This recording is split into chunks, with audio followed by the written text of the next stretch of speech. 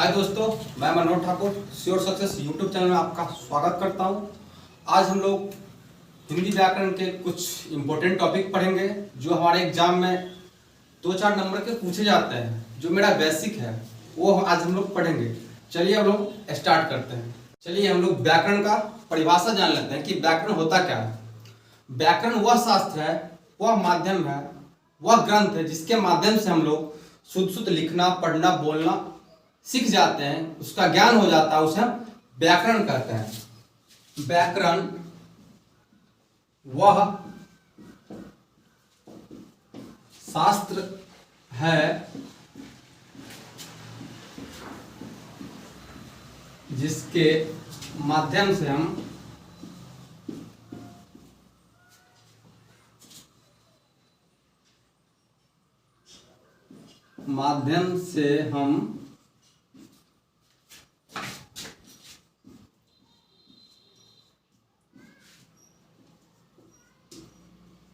शुद्ध शुद्ध बोलना,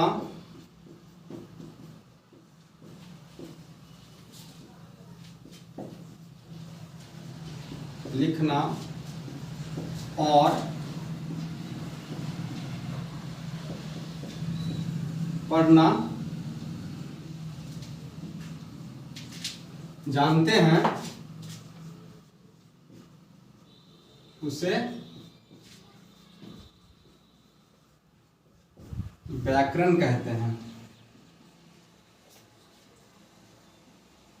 हमारा डिफिनेशन ये हुआ कि व्याकरण वह शास्त्र है या वह ग्रंथ है जिसके माध्यम से हम शुद्ध शुद्ध लिखना, बोलना, पढ़ना जानते हैं, उसे हम व्याकरण कहते हैं।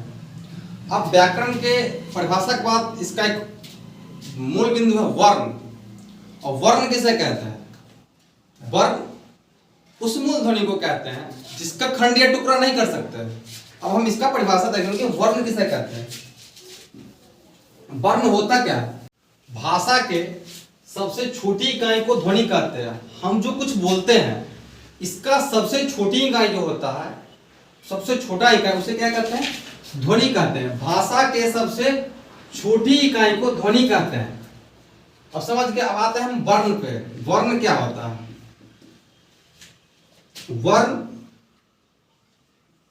उस मूल ध्वनि को कहते हैं, मूल ध्वनि को कहते हैं जिसका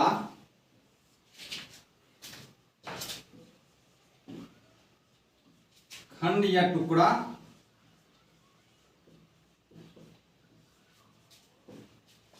ना किया जाए।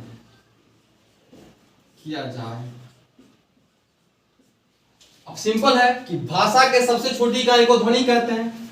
उसके बाद आता है वर्ण। वर्ण किसे कहते हैं? वर्ण उस मूल ध्वनि को कहते हैं जिसका खंड या टुकड़ा नहीं किया जाता है।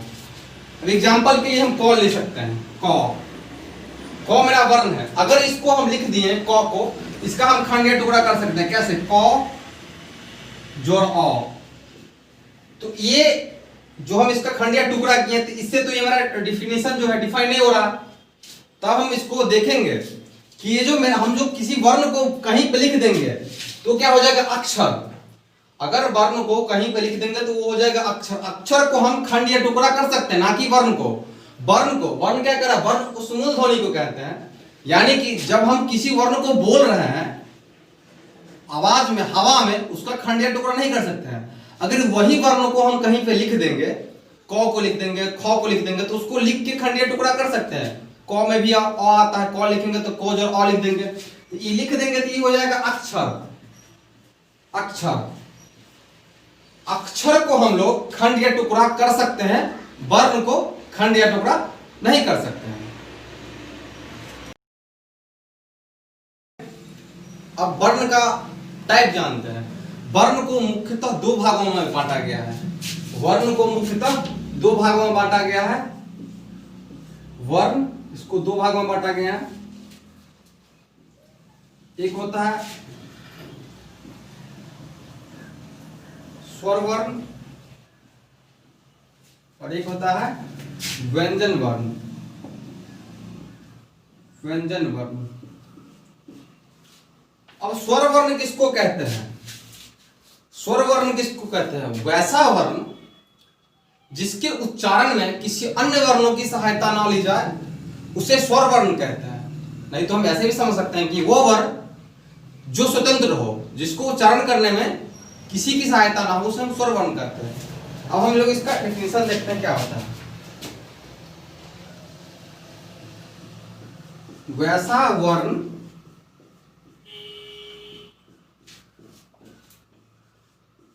जिसके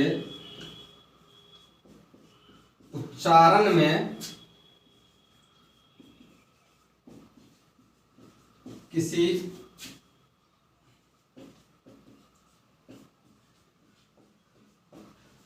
अन्य वर्णों की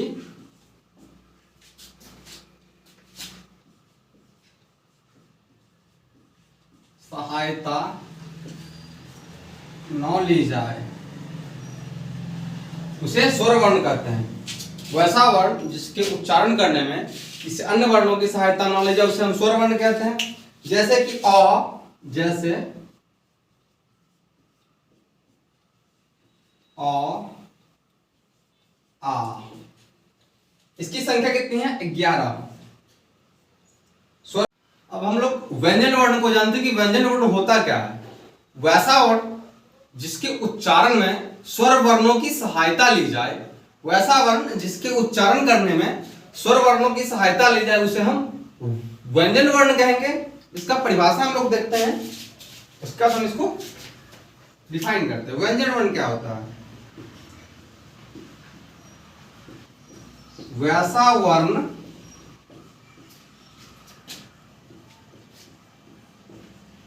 जिसके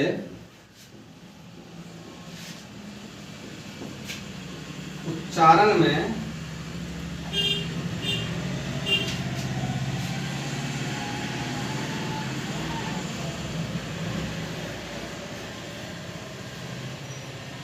स्वर वर्णों की सहायता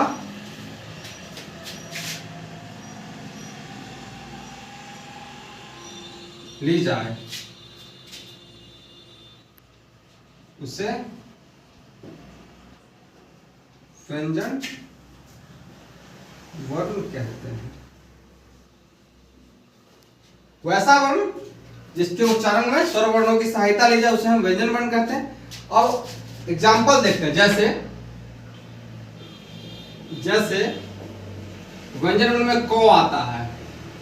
अब पूछ सकते हो आप लोग कि क में स्वर वर्ण कहाँ आ रहा है? तो इसको अगर हम वर्ण विच्छेद करेंगे तो इसको हम ऐसे लिख सकते हैं, क जोड़ अ के मेल से उच्चारण कर रहे, देखो उच्चारण कर रहे हैं तो क में अ आ रहा है। जब ये अ आएगा तो अ क्या है? मेरा स्वर वर्ण है।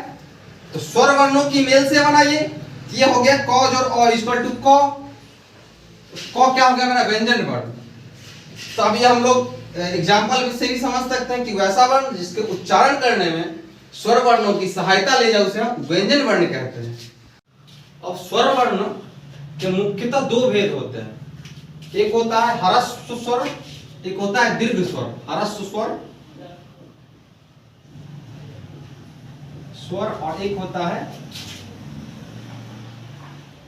दीर्घ स्वर। अब दीर्घ से तो पता चलता है दीर्घ मतलब लंबा या ज्यादा, ह्रस्व मतलब छोटा। इसको मतलब अल्प भी बोल सकते हैं, अल्प स्वर और दीर्घ स्वर। ह्रस्व स्वर मतलब होता है छोटा, जिन स्वरों के उच्चारण में कम से कम समय लगता हो उसे हम ह्रस्व स्वर कहते हैं। देखते हैं, जिन स्वरों के उच्चारण में कम से कम समय लगता हो, कम से कम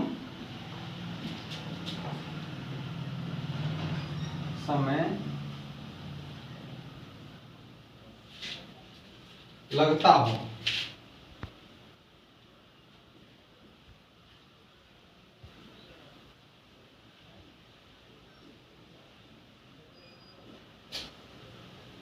ह्रस्व स्वर कहते हैं।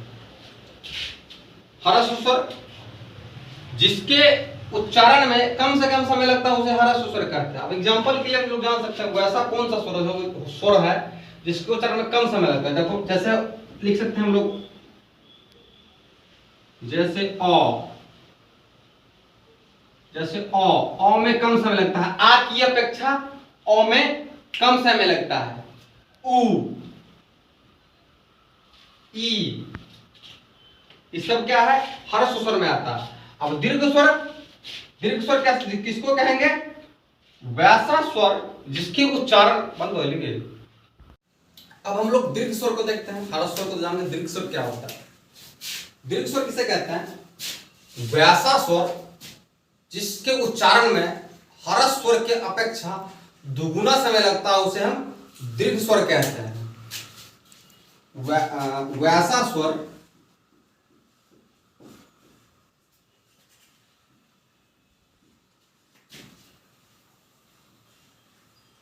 जिसके उच्चारण में ह्रस्व स्वर की अपेक्षा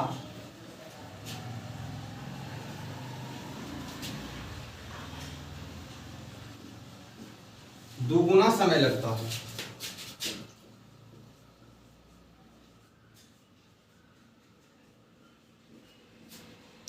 लगता हो उसे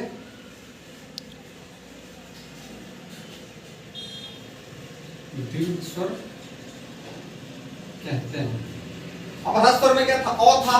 अब ये क्या कह रहा है, दीर्घ स्वर कह रहा है कि वैसा स्वर जिसके उच्चारण में ह्रस्व स्वर की अपेक्षा दुगुना समय लगता है। तो आप लोग सोच सकते हैं कि ह्रस्व स्वर में था अ, अब इसकी अपेक्षा दुगुना समय लगेगा तो ऑब्वियसली अ था ह्रस्व स्वर में, दीर्घ में हो जाएगा आ। जैसे आ, उ, ई, ये सब हो गया दीर्घ स्वर, दीर्घ स्वर का। वैसा स्वर जिसके उच्चारण में ह्रस्व की अपेक्षा दुगुना समय लगता है उसे हम दीर्घ स्वर कहते हैं। व्यंजन वर्ण को मुख्यतः तीन भागों में बांटा गया। जैसे स्वर वर्ण को दो भागों में बांटा गया था, ह्रस्व स्वर और दीर्घ स्वर। अब व्यंजन वर्ण को मुख्यतः तीन भागों में बांटा गया। पहला है स्पर्श व्यंजन, दूसरा है अंतस्थ व्यंजन और तीसरा है ऊष्म व्यंजन। अब स्पर्श व्यंजन में क्या होता है, स्पर्श व्यंजन में इसमें वर्ण को मतलब क्या बोले पंचवाक्षर नियम के तहत रखा गया। इसमें पांच ही वर्ण वाला आता है, पांच वर्णों वाला वर्ण आता है। जैसे कवर्ग हो गया, चवर्ग हो गया, टवर्ग हो गया, ये सब इसमें आता है। इसका हम डिफिनेशन देखते हैं।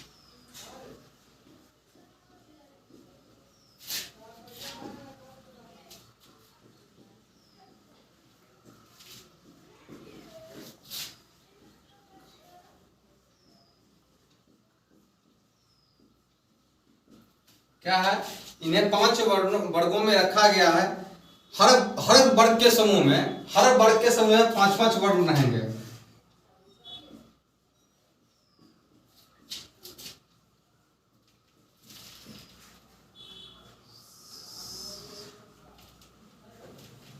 में हर वर्ण के समूह में पांच पांच पांच वर्ण रहेंगे। उसे हम क्या कहेंगे, स्पर्श व्यंजन। उसे स्पर्श व्यंजन कहते हैं।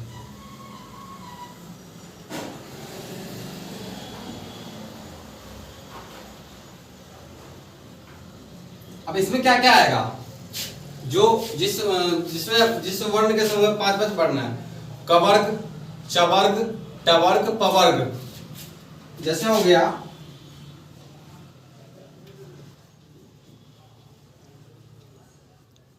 कवर्ग, चवर्ग, टवर्ग और पवर्ग। इस सब में पांच पांच वर्णों की समूह है। इस सब को स्पर्श व्यंजन में रखा गया। अंतःस्थ व्यंजन जो है, अंतःस्थ व्यंजन, इसमें केवल 4 ही वर्ण के समूह हैं। अब इसमें इसकी संख्या जो है, इसकी संख्या 4 है। जैसे ले सकते हैं हम लोग, जैसे यो, रॉ, लॉ, यो, रॉ, लॉ, और एक और होगा वो, यो, रॉ, लॉ, वो, ये सब क्या होगा, अंतस्थ में आएगा। इसमें क्या हो जाता है, कवर के चपड़ के टवर पवर, ये पंचवाक्षर नियम के जो जिस वर्णों के समय 5 वर्ण था वो इसमें आ गया। स्पर्श में अंतस्थ में आ गया। आपको इसकी संख्या कितनी होती है, 4। जैसे यो, रॉ, लॉ, वो, यो, रॉ, लॉ, वो। उष्ण व्यंजन जो है, इसकी भी संख्या 4 ही होती है, इसकी भी संख्या 4 ही होती है।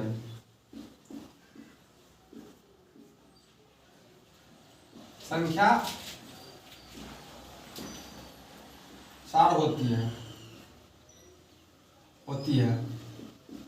जैसे हम लोग ले सकते हैं तालव्य सौ, मूर्धन्त सौ और दंत सौ, और ह। तालव्य सौ होता है, मूर्धन्त सौ, दंत सौ और ह। तालव्य सौ, मूर्धन्त सौ, दंत सौ और ह, ये आता है उष्ण वर्ण में। पहले हम लोग स्पर्श वर्ण देखे थे, इसमें 5 वर्णों के समूह रखा गया था। जैसे एग्जाम्पल को वर्ग टवर, अंतस्थ में इसकी संख्या 4 होती है, यो, रॉ, लॉ, वो, और उसमें इसकी भी संख्या 4 ही होगी, तालव्य से, मूर्धन्य से, दंत से और ह। ठीक है। इसमें अब हम लोग संयुक्त वर्ण देखते हैं, जो क्या क्या होता है। संयुक्त वर्ण हिंदी व्याकरण में जो वर्णों की संख्या 52 है, उसमें 4 संयुक्त वर्ण है, जो 2-2 वर्ण की सहायता से मिलकर बना है, उसे हम संयुक्त वर्ण कहते हैं। आइए हम लोग देखते हैं संयुक्त वर्ण क्या होता है। संयुक्त वर्ण आपको हो गया अक्ष,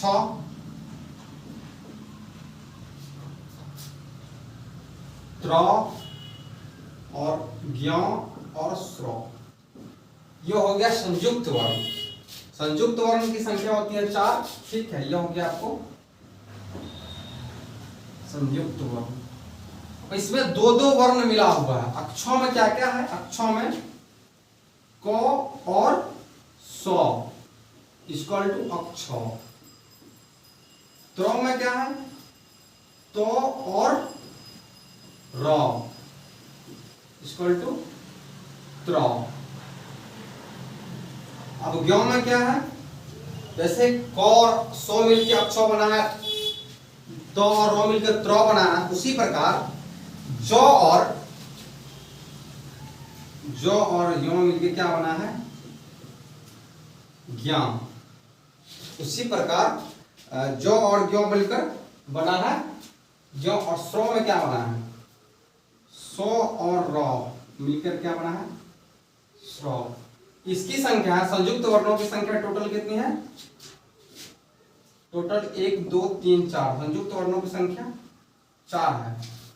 और एक होता है द्विगुण स्पर्श व्यंजन, जो 5 वर्गों के समूह में आता है। तवर्ग में द्विगुण स्पर्श व्यंजन होता है। आपको द्विगुण व्यंजन मान लीजिए, व्यंजन 2 होता है, उसको हम लोग जान जाते हैं। जैसे तो, थ, द, ध, न होता है ना, उसी प्रकार उसमें एक आता है र, बड़ी रो, और एक होता है ढ। ये दोनों द्विगुण स्पर्श के अंदर आता है। जैसे वर्ण पंच वर्ग में जो आता है, कवर्ग, टवर्ग, पवर्ग, तवर्ग, उसमें हो गया 25, और ये 2 वर्ण मिलकर 27, और ये 4 वर्ण। पूरा हम वर्णमाला आपको टेबल बना के दिखाया थे, पूरा वर्णमाला का। उसमें अब हम लोग वर्णमाला को एक नजर में देख लेते हैं कि वर्णमाला में कौन कौन वर्णों की संख्या कैसे कैसे होके 52 बनी है। जैसे वर्णों की संख्या हिंदी में, हिंदी व्याकरण में वर्णों की संख्या 52 है, उसको हम लोग एक नजर में देखेंगे। वर्णमाला एक नजर में हम लोग को देखना है कि वर्णमाला कैसे होता है, कौन कौन वर्ण इसमें आते हैं, इसको हमको देखना है। स्वर वर्णों की संख्या मैंने बताया था कि स्वर वर्णों की संख्या 11 होती है, 11। अयोग वाक् स्वरों की संख्या 2, 11 2 13 हो गया। स्पर्श व्यंजनों की संख्या 25, अब मैंने आपको बताया था, कवर्ग, चवर्ग, टवर्ग, पवर्ग, ये मिलके 25 बना।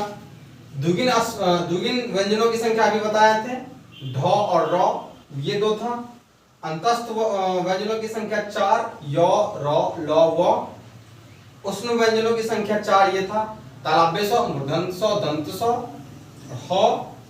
संयुक्त वर्णों की संख्या मैंने आपको बताया था कि क्ष, त्र, ज्ञ और स्र, इसमें कौन कौन वर्ण संयुक्त थे ये भी मैंने आपको डिफाइन करके बताया था।